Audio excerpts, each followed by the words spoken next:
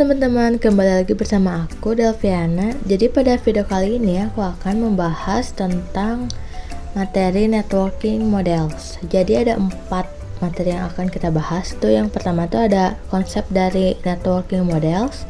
Yang kedua tuh TCP/IP model.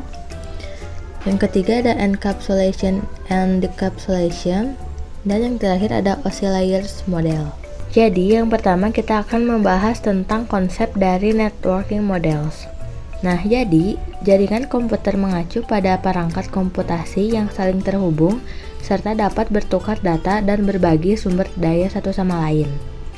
Untuk terjalinnya proses bertukar data tersebut diperlukannya aturan yang mendefinisikan bagaimana kumpulan komputer agar bisa saling komunikasi.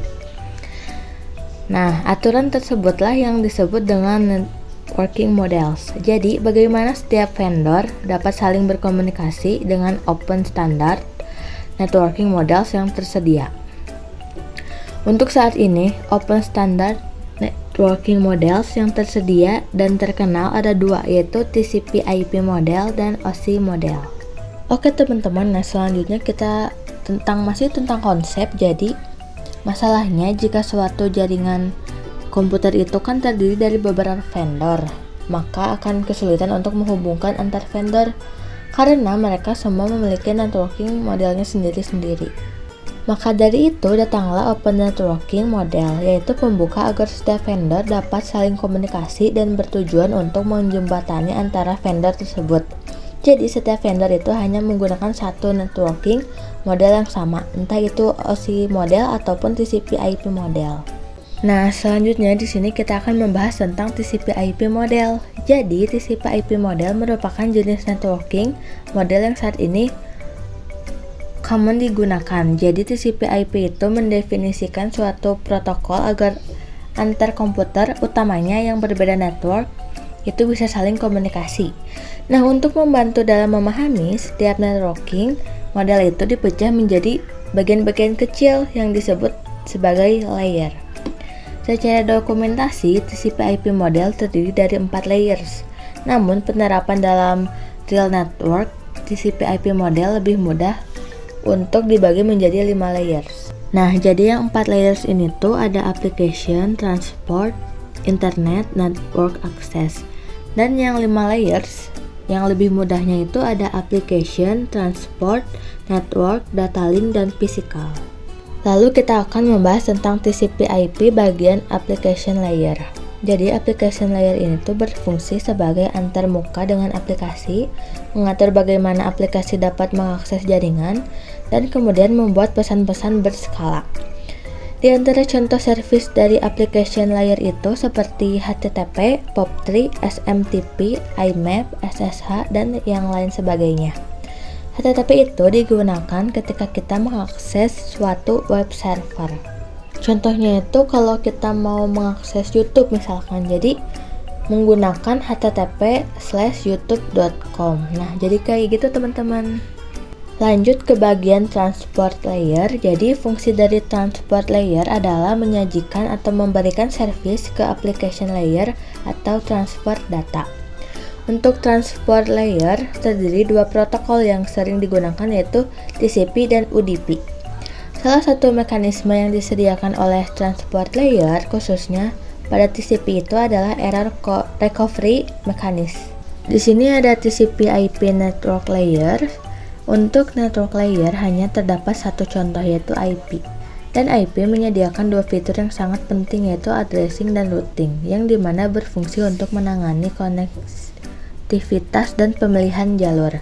Setiap perangkat jaringan memerlukan alamat unik di jaringan. Dan di sini ada addressing dan routing, yaitu yang pertama itu ada addressing. Jadi kalau yang addressing itu bahwa IP address itu sendiri, yaitu memberikan nama pada perangkat di jaringan komputer. Lalu yang kedua ada routing. Routing salah satu fitur yang menyediakan pada IP di bagian network layer yang bekerja layaknya kantor pos mencari rute tercepat untuk sampai tujuan. Selanjutnya TCP/IP bagian data link layer dan physical layer. Data link layer mendefinisikan protokol yang dibutuhkan pada physical layer.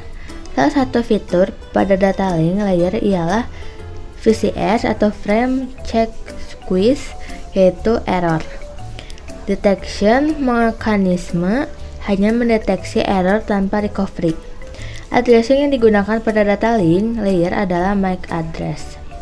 Physical layer mendefinisikan cabling pada suatu jaringan komputer atau mendefinisikan secara fisik apa yang digunakan untuk menghubungkan antar device. Selanjutnya di sini kita akan membahas tentang encapsulation and decapsulation. Jadi encapsulation itu proses membungkus data dengan header pada data di setiap layernya. Adapun decapsulation maka itu sebaliknya. Di atas ini ada sender, itu adalah sebagai pengirim. Nah, di pinggirnya receiver itu artinya sebagai penerima.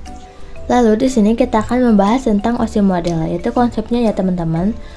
Untuk saat ini model yang sering digunakan hanya TCP/IP karena untuk dari sisi perkembangan protokolnya dan modelnya TCP/IP lebih dominan dibanding OSI layer.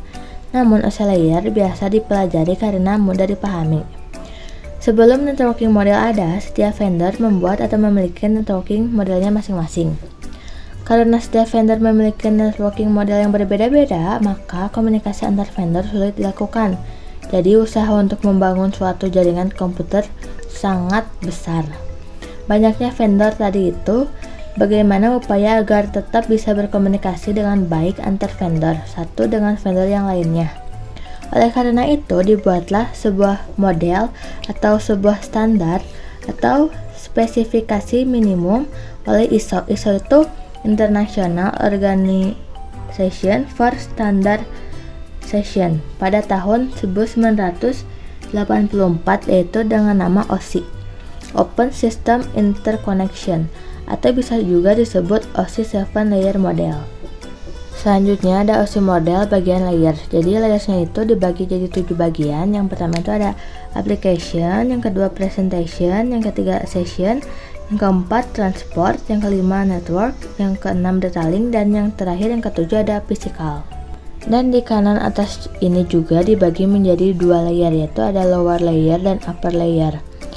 Yang lower layer itu berkaitan dengan user interface, data formatting, dan communication season. Itu tuh ada di bagian 1 sampai 4. Lalu yang upper layer itu berkaitan dengan bagaimana data itu mengalir, ada di layer 5 sampai 7. Dan pada materi pembahasan terakhir yang akan kita bahas itu ada berbagai macam layer ya, dan fungsinya itu. Jadi di bagian kiri ini itu ada sender, itu adalah pengirim, sedangkan yang bagian kanan ini ada receiver, itu adalah penerima. Nah, di layer 7 ini ada application layer yang berfungsi untuk menunjang aplikasi untuk berkomunikasi melalui jaringan. Lalu yang di layer 6 ada presentation layer, itu untuk menformat data sehingga dapat dikenali di penerima. Layer 5 ada session layer, fungsinya untuk membentuk koneksi kemudian memutuskannya ketika seluruh data telah terkirim. Layer 4 ada transport layer untuk mengatur flow control dan mengirim ulang data jika diperlukan. Layer 3 ada network layer, itu untuk menambahkan alamat jaringan pada paket. Layer 2 ada data link layer, itu untuk menambahkan MAC address pada paket. Dan yang layer terakhir ada physical layer, yaitu untuk mengirimkan data melalui media transmisi. Lalu di bagian kanan ada perbedaan antara OSI model dan TCP/IP model. Jadi untuk OSI model itu ada application, presentation, session, transport, network, data link, dan yang terakhir ada physical. Lalu untuk TCP/IP model itu ada application layer, transport layer, internet layer, dan yang terakhir ada link layer. Oke teman-teman, mungkin sekian dari pembahasan yang saya bahas. Semoga membantu dan maaf banget jika ada kekurangan dalam video ini. Sekian, terima kasih, bye-bye.